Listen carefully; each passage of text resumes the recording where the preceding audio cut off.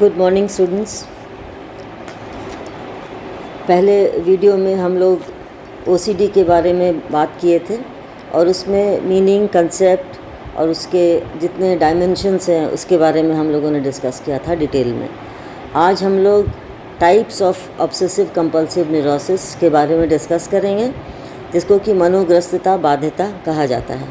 जैसे कि पिछले वीडियोज़ में भी हमने कहा कि जो ऑब्सेसिव कंपल्सिव न्यूरोसिस होता है वो एक तरह का सिचुएशन होता है, यानी कि मनोग्रस्तता, यानी कि मानसिक रूप से हम इतने परेशान हो जाते हैं और इतने ज़्यादा प्रेशराइज्ड हो जाते हैं एक ही काम को बार बार करने के लिए। और कंपल्सिव बिहेवियर होता है, जब तक हम वो बिहेवियर को जब तक हम लोग करते नहीं हैं, क्रियात्मक रूप नहीं दे पाते हैं, तब तक वो हमें संतुष्टि प्रदान नहीं करता है। और यही कारण है कि एक ही तरह का कार्य व्यक्ति बार बार दोहराता रहता है। तो इस एक्टिविटी को या इस तरह के बिहेवियर को हम लोग नॉर्मल नहीं कहते।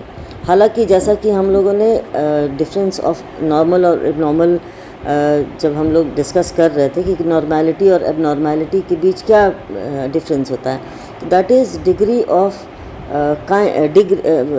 That is the difference of degree not in kind, यानी कि प्रकारात्मक भेद नहीं होता, बिल्कुल उसमें मात्रात्मक भेद होता है।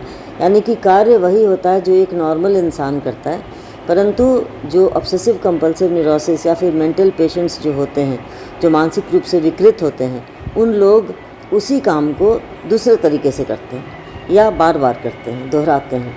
ऑब्सेसिव कंपल्सिव न्यूरोसिस में भी या डिसऑर्डर में भी व्यक्ति एक ही कार्य को बार बार दोहराता है। परंतु ये एक मिसकंसेप्शन है कि अगर हाथ का धोना या बार बार स्विच ऑन ऑफ करना यही ऑब्सेशन कंपल्शन है, तो दैट इज़ रॉन्ग, क्योंकि इसमें कई ऐसे फेज़ हैं और इसका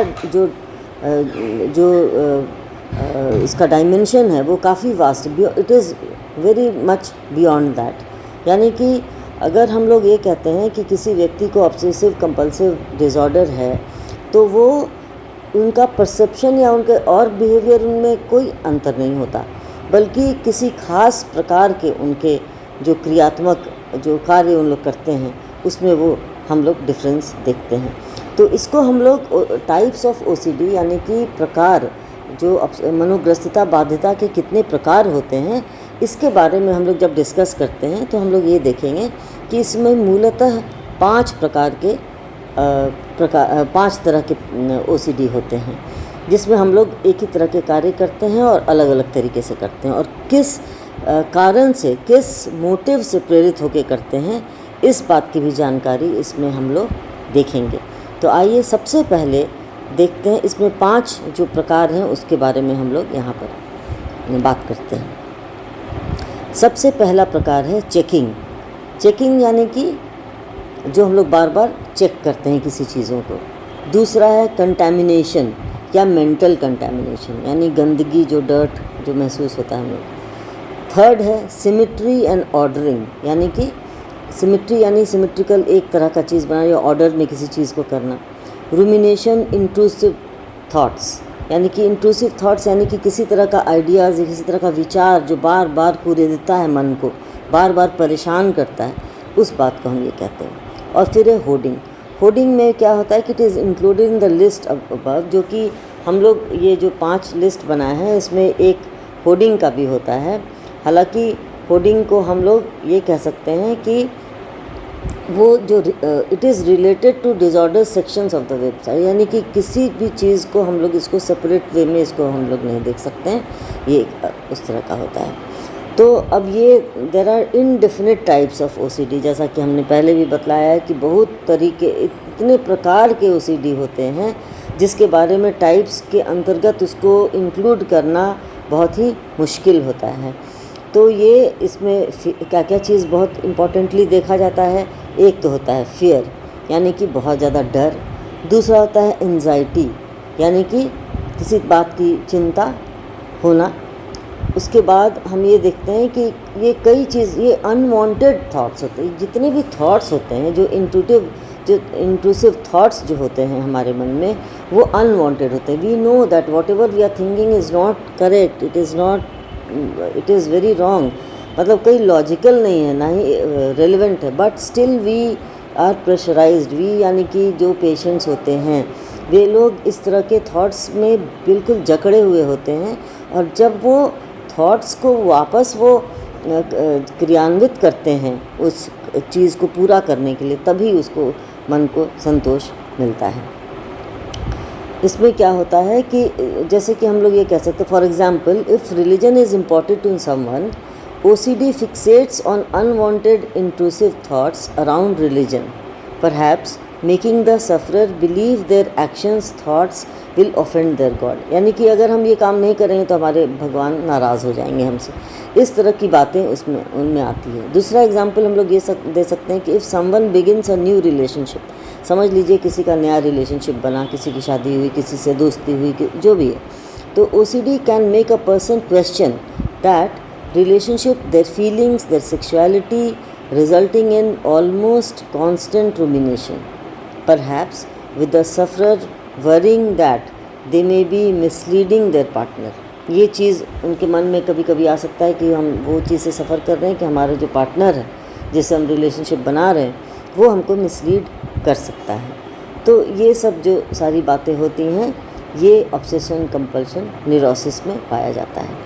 तो ये जो 5 हमने बतलाया उसमें हम लोग एक आज करेंगे जो कि चेकिंग हम लोग देखते हैं। What is checking?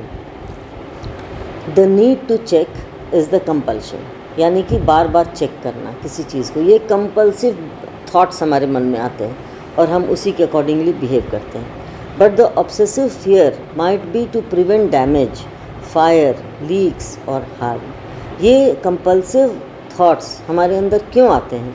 क्योंकि वी आर फेयरफुल, हम लोग किसी न किसी बात से डरते हैं। Common checking obsessive worries and compulsions include, क्या क्या चीज़ हम लोग बार बार चेक करते हैं और ये करते हैं, वो क्या क्या होता है वो आइए देखें। सबसे पहला है रीएश्योरेंस। रीएश्योरेंस होता है, इसमें क्या होता है कि रीएश्योर होना, यानी कि एक बार हम श्योर हो गए कि दरवाज़ा बंद किए, दूसरी बार फिर से हम रीअश्योर्ड होना चाहते हैं कि क्या सच में हम लोग बंद किए हैं। तो the sufferer will often seek reassurance about their OCD fears, यानी कि हमेशा वो उस फियर के बारे में वो रीअश्योर होता चला जाएगा कि क्या वो सचमुच मतलब वो अश्योर्ड है जिस काम को वो किया है। इसलिए तो ये होता है जैसे कि reassurance seeking compulsions is worries that their partner may no longer have feelings for them or love for them or they may have upset their loved ones। ये बार बार रीअश्योर होना कि क्या हमारा जो पार्टनर वो हमसे प्यार करता है कि नहीं, वो हम पर विश्वास करता है कि नहीं, क्या उसको मेरे लिए फीलिंग्स है कि नहीं। तो इस तरह की बातें जो होती हैं वो होता है। दूसरा होता है पास्ट मेमोरीज़। पास्ट मेमोरीज़ यानी कि जो पूर्व में हमारा जो हमारे जो मेमोरीज़ होते हैं उसके चलते भी the person with OCD will often check their own memory to try and recall past events. वो लोग बार बार अपनी मेमोरीज़ को ट्राई करते हैं याद करने का, रिकॉल करने की कोशिश करते हैं फॉर रीअश्योरेंस, यानी कि रीअश्योर होना चाहते हैं कि क्या वाकई में ऐसा हुआ था या कोई हमको that they did not cause harm to a loved one और चाइल्ड और इवन अ स्ट्रेंजर, क्या उसने कभी किसी को डैमेज किया है या किसी को कभी हर्ट किया है या कोई हार्म कॉज किया है। इन सारी बातों को वे लोग भी देखते हैं और याद करने की कोशिश करते हैं, और अगर उनको किसी तरह का डाउट्स होता है वो भी उन लोग याद करने की कोशिश करते हैं। डोर लॉक्स एंड विंडोज़, इसमें भी क्या होता है कि वो लोग डोर लॉक बार बार चेक करेंगे, विंडोज़ चेक करेंगे। उसके बाद house office alarm. House office alarm का मतलब होता है कि जैसे कि जो भी घर का कोई है अलार्म है उसको बार बार चेक करना, या ऑफिस में अगर अलार्म हम लगाए हैं तो उसको बार बार चेक करना। गैस और इलेक्ट्रिक स्टोव नॉब्स, जैसे गैस का चूल्हा जब हम लोग रात में सोने जाते हैं तो गैस ऑफ़ किए हैं कि नहीं, या कोई इलेक्ट्रिक स्टोव या इलेक्ट्रिक कुछ गैजेट है घर में उसको हमने लॉक किया है कि नहीं, उसके नॉब को घुमाया है कि नहीं। इसको हम लोग ठीक है, हम लोग बाय रूटीन 1-2 बार चेक करते हैं, that is very natural and that is very common for every individual, but for obsessive compulsive patients it is the frequency of work changes। तो इस तरीके से जो बार बार गैस के नॉब को चेक करना और बार बार इलेक्ट्रिक स्टोव को चेक करना, ये एक तरह का कंपल्सिव बिहेवियर है जो कि उन लोग करते हैं। वाटर टैप्स को भी बार बार बंद करना, खोलना, बंद करके चेक करेंगे कि बंद हुआ कि नहीं, फिर वापस आते हैं, फिर जाके चेक करते हैं। कार को देखना कि कार हम लॉक किए हैं कि नहीं, कार किसी तरह का कोई अलार्म तो उसमें नहीं लगा हुआ है। इलेक्ट्रिक अप्लायंसेज, हेयर स्ट्रेटनर, ये सब एग्जांपल्स हैं। जैसे हाउस लाइट्स, कैलेंडर्स, ये सब हम लोग बार बार चेक करते हैं। Checking with a camera, illness and conditions, ये सब सारी बातें जो हैं हम लोग देखते हैं उसमें कि क्या वो सही है कि नहीं। तो checking is often carried out multiple times, sometimes hundreds of times, and might last for an hour और even longer, causing significant impact on the personal life. यानी कि ऑफकोर्स ये पर्सनल लाइफ को बहुत ज़्यादा इम्पैक्ट इस पर डालता है, इम्पैक्ट कॉज करता है। क्योंकि अगर कोई व्यक्ति एक ही चीज़ बार बार करता रहेगा तो वो खुद भी परेशान होता है, घर वाले भी परेशान होते हैं, उसका जीवन, उसका जो डेली लाइफ होता है वो डिस्टर्ब हो जाता है, मेंटल बैलेंस लूज़ कर देता है। तो इस तरह से वो लोग, पहली बात तो वो लोग बहुत ज़्यादा परेशान हो जाते हैं, डिस्ट्रेस में रहते हैं। उसके बाद वो लोग कभी अपने वर्क के लिए लेट हो जाते हैं, सोशल ओकेजन्स के लिए लेट हो जाते हैं, जो उनका अपॉइंटमेंट्स होता है उसमें वे लोग लेट हो जाते हैं।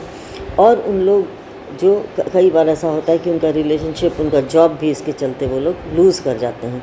और इसीलिए little bit OCD is so inaccurate and offensive. ये छोटा होता है ना, कहते हैं लोग कि छोटा सा OCD, लेकिन ये इसका कॉन्सिक्वेंस काफ़ी भयंकर और काफ़ी अलार्मिंग हो सकता है।